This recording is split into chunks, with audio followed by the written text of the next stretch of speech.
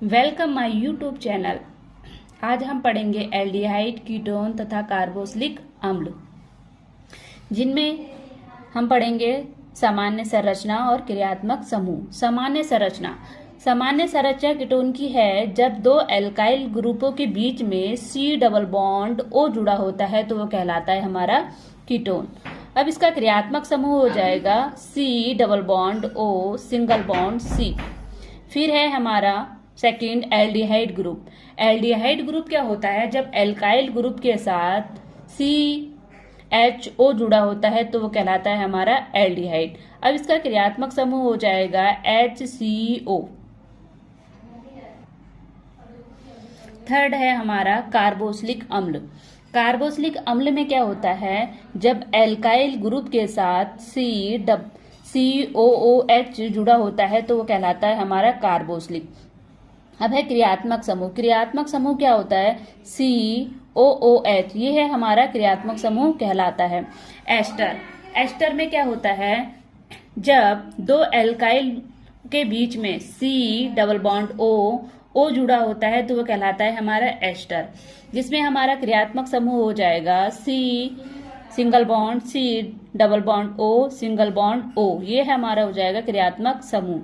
फिर है amide. Amide में क्या होता है? जब alkyl group C double bond O NH2 के साथ जुड़ा होता है तो वो कहलाता है हमारा एमाइड। अब एमाइड का क्रियात्मक समूह हो जाएगा C double bond O NH2, यह कहलाता है हमारा क्रियात्मक समूह। नेक्स्ट है हमारा एल्डिहाइड तथा कीटोन। जब CHO समूह हाइड्रोजन या कार्बन परमाणु से जुड़ा होता है तो उसे हम एल्डिहाइड समूह कहते हैं। जैसे CH3CHO, तो ये हमारा कहलाएगा एल्डिहाइड समूह। जब CO समूह दोनों ओर से कार्बन परमाणु से जुड़ा होता है तो उसे कीटोन समूह कहते हैं। जैसे एग्जाम्पल में ये है, दोनों साइड में क्या हो गया? हमारे एल्काइल ग्रुप हो गया और बीच में क्या है? C डबल बॉन्ड O, तो ये हमारा कहलाता है कीटोन। फिर है एल्डिहाइडों का नामकरण। एल्डिहाइडों का नामकरण करने के लिए हमें साधारण नाम के अंत में इक अम्ल को हटाकर एल्डिहाइड जोड़ देते हैं। इसी प्रकार IUPAC पद्धति में एल्केन के अंत में L जोड़ देते हैं। अंग्रेजी के नाम के अंत में E हटाकर अल जोड़ देते हैं। अतः एल्डिहाइड के IUPAC नामों में एल्डिहाइडो समूह से संबंधित कार्बन परमाणु की संख्या को प्रदर्शित करना आवश्यक नहीं होता है। सामान्य पद्धति के उदाहरण है जैसे C6H5CHO प्लस O। जब हम इसकी बेंजिल एल्डिहाइड की रिएक्शन ऑक्सीजन से कराएंगे तो बन जाएगा हमारा बेंजोइक अम्ल। फिर है एथेनॉल। एथेनॉल की जब हम रिएक्शन कराते हैं ऑक्सीजन के साथ तब बनेगा हमारा एसिटिक एसिड। IUPAC पद्धति के उदाहरण जैसे हमने ले लिया HCHO, तो ये क्या हो जाएगा? हमारा मीथेन। कार्बन क्या है? एक कार्बन क्या कहलाता है? हमारा मीथेन। इसमें क्या जुड़ा है? हमारा CHO समूह जुड़ा है, तो इसलिए हमने मीथेन में से E हटाकर क्या जोड़ दिया? जोड़ दिया अल, तो मैथेनॉल। फिर है CH3CHO, एथेन हो गया, CHO ग्रुप जुड़ा है इसमें, तो ये क्या हो जाएगा? इसमें अब एथेन में E हटा के हमने अल जोड़ दिया, एथेनॉल हो गया। फिर है मैथ एथ प्रोप। दो कार्बन के लिए क्या बोलते हैं? प्रोप, और सिंगल बॉन्ड होता है तो क्या लगाते थे? एन, तो प्रोपेन हो गया। अब हमने क्या कहा? प्रोपेन में से E हटा दिया और क्या जोड़ दिया? साथ में अल जोड़ दिया, तो प्रोपेनल हो गया।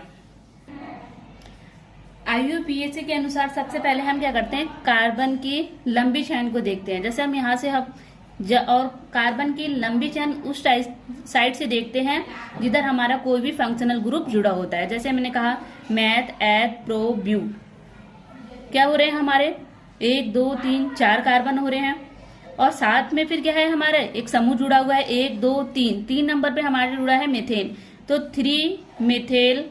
फिर क्या है? मैथ एथ प्रो ब्यूट, तो क्या हो गया? ब्यूटेन।